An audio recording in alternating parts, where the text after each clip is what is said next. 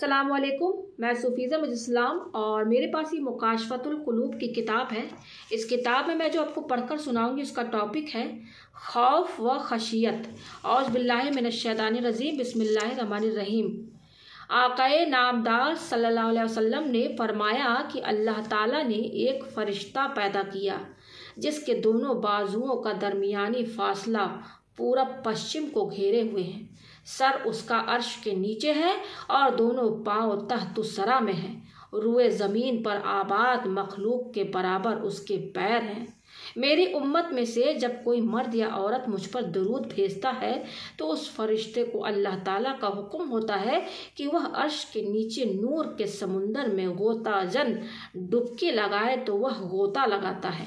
जब बाहर निकलकर वह अपने बाजू पर झाड़ता है तो उसके परों से कतरे टपकते हैं। अल्लाह ताला हर कतरे से एक फरिश्ता पैदा करता है जो क़यामत तक उसके लिए दुआए मग़फ़िरत करता है।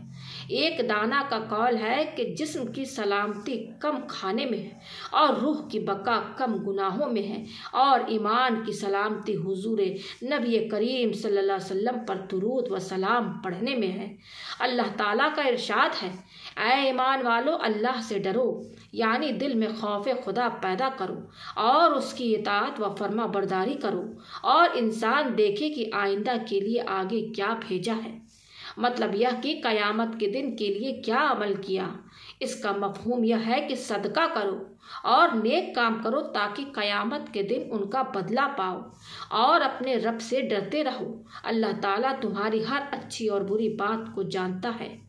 क़यामत के दिन फरिश्ते ज़मीन आसमान दिन व रात तमाम गवाही देंगे कि आदमज़ादे ने यह काम भलाई का किया या बुराई का, फर्मा बरदारी की या नाफरमानी की, यहाँ तक कि इंसान को के अपने आज़ा भी उसके ख़िलाफ़ गवाही देंगे। ईमानदार और मुत्तकी व परहेज़गार इंसान के हक़ में ज़मीन गवाही देगी।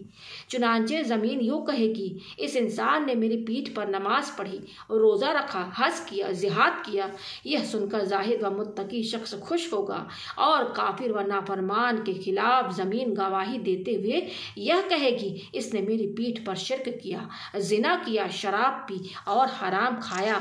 अब इसके लिए हलाकत व बर्बादी है।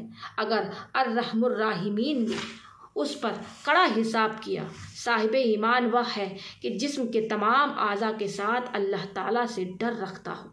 जैसा कि फ़क़ीह अबू लैस ने फरमाया, 7 बातों में अल्लाह ताला के खौफ का पता चल जाता है। पहला, उसकी ज़बान गलत बयानी, ग़ीबत, चुगली, तुहमत और फजूल बोलने से बची हो और अल्लाह ताला का जिक्र करने, तिलावत कलाम पाक करने और दीनी उलूम सीखने में लगी हो।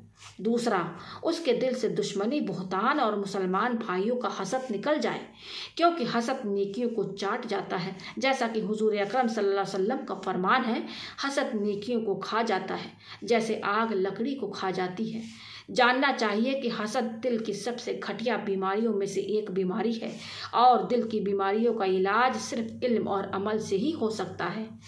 तीसरा, उसकी नज़र हराम खाने पीने से और हराम लिबास वगैरह से महफूज रहे और दुनिया की तरफ लालच की नज़र से ना देखे, बल्कि सिर्फ इबरत पकड़ने के लिए उसकी तरफ देखे और हराम पर तो कभी उसकी निगाह भी न पड़े। जैसा कि नबी करीम सल्लल्लाहु अलैहि वसल्लम ने फरमाया, जिसने अपनी आँख हराम से भरी, अल्लाह ताला क़यामत के दिन उसको आग से भर देगा। चौथा, उसके पेट में हराम खाना ना जाए, यह गुनाह कबीरा है। हुजूर नबी करीम सल्लल्लाहु अलैहि वसल्लम ने फरमाया, बनी आदम के पेट में जब हराम का लुक़मा पड़ा तो ज़मीन व आसमान का हर फरिश्ता उस पर लानत करेगा जब तक कि वह लुक़मा उसके पेट में रहेगा, और अगर उसी हालत में मरेगा तो उसका ठिकाना जहन्नम होगा। पाँचवा, हराम की तरफ हाथ ना बढ़ाए, बल्कि ताकत भर उसका हाथ अल्लाह की फर्मा बरदारी की तरफ बढ़े। हज़रत कअब इब्न अहबार रज़ी अल्लाह ताला अन्हो से रिवायत है कि अल्लाह ताला ने सब्ज़ मोती का महल पैदा फरमाया। उसमें 70,000 घर हैं और हर घर में 70,000 कमरे हैं। उसी में वह दाखिल होगा जिसके सामने हराम पेश किया जाए और वह सिर्फ अल्लाह के डर की वजह से उसे छोड़ दे। छठवां, उसका कदम अल्लाह ताला की नाफरमानी में ना चले बल्कि सिर्फ उसके अताअत व खुशनुदी में रहे, आलिमों और नेकों की तरफ हरकत करे। सातवां, इबादत व मुजाहिदा इंसान को चाहिए कि खालिस अल्लाह ताला के लिए इबादत करे, रियाकारी व मुनाफिकत से बचता रहे। अगर ऐसा किया तो यह उन लोगों में शामिल हो गया जिनके बारे में अल्लाह ताला ने फरमाया है, और तेरे रब के नज़दीक आखिरत डरने वालों के लिए है। दूसरी आयत में यूँ इरशाद है, बेशक मुत्तकी अमन वाले मकान में होंगे। गोया अल्लाह ताला यह फरमा रहा है कि यही लोग मुत्तकी व परहेजगार क़यामत के दिन दोजख से छुटकारा पाएंगे। और ईमानदार आदमी को चाहिए कि वह बीम व रज़ा, डर और उम्मीद के दरमियान रहे, वही अल्लाह ताला की रहमत का उम्मीदवार होगा और उससे मायूस व ना उम्मीद नहीं रहेगा।